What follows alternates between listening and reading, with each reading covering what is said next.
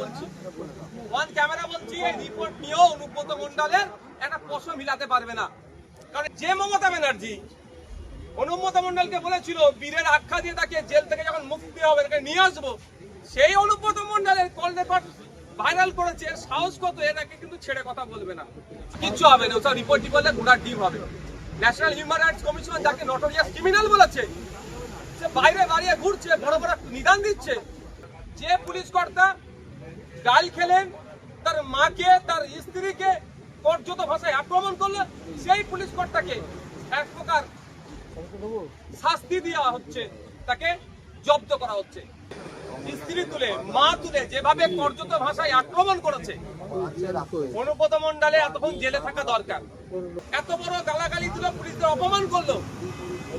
Civilian রাস্তায় নামতে দেখেছেন আপনারা? দেখেননি কেন? ডাক্তারের উপর আক্রমণ হলে সাধারণ মানুষ রাস্তায় নেমে প্রতিবাদ করে, টিচারের উপর আক্রমণ হলে সাধারণ মানুষ রাস্তায় নেমে প্রতিবাদ করে, আর একটা পুলিশের উপর আক্রমণ হলো সাধারণ মানুষ কিন্তু রাস্তায় নামলো না।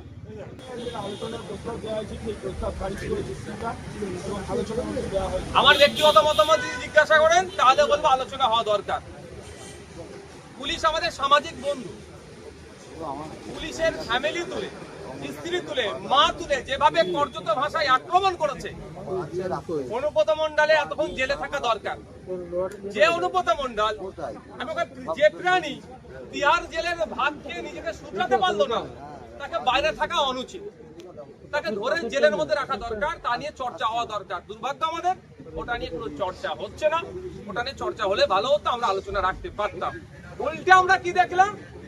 যে পুলিশ কর্তা গাল খেলেন, তার মাকে তার স্ত্রীকে কর্যত ভাষায় আক্রমণ করলো, সেই পুলিশ কর্তাকে এক প্রকার শাস্তি দেওয়া হচ্ছে, তাকে জব্দ করা হচ্ছে।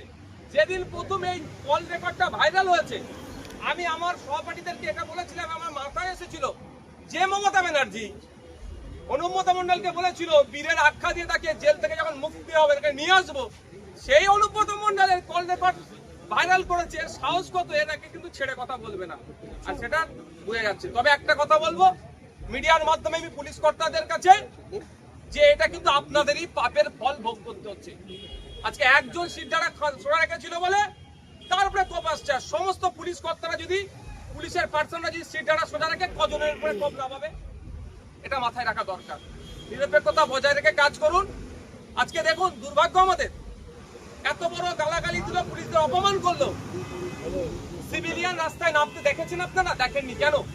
ডাক্তারের উপর আক্রমণ হলে সাধারণ মানুষ রাস্তায় নেমে প্রতিবাদ করে, টিচারের উপর আক্রমণ হলে সাধারণ মানুষ রাস্তায় নেমে প্রতিবাদ করে, আর একটা পুলিশের উপর আক্রমণ হলো সাধারণ মানুষ কিন্তু রাস্তায় নামলো না। পুলিশের নিরপেক্ষতা নিয়ে পুলিশের প্রতি সাধারণ মানুষের কি বিরূপ চিন্তা ভাবনা তৈরি হচ্ছে, এটাও কিন্তু পুলিশ বন্ধুদেরকে ভাবতে হবে। পুলিশকে আমরা আমাদের কোনোদিন শত্রু ভাবি না, আমাদের সামাজিক বন্ধু ভাবি তাদেরকে। পুলিশদেরকেও তার যে দায়বদ্ধতা আছে সেটাও পালন করতে হবে। কমিশনের দেওয়া সার্টিফিকেটে সে এখন জেলের ভাত খাচ্ছে না।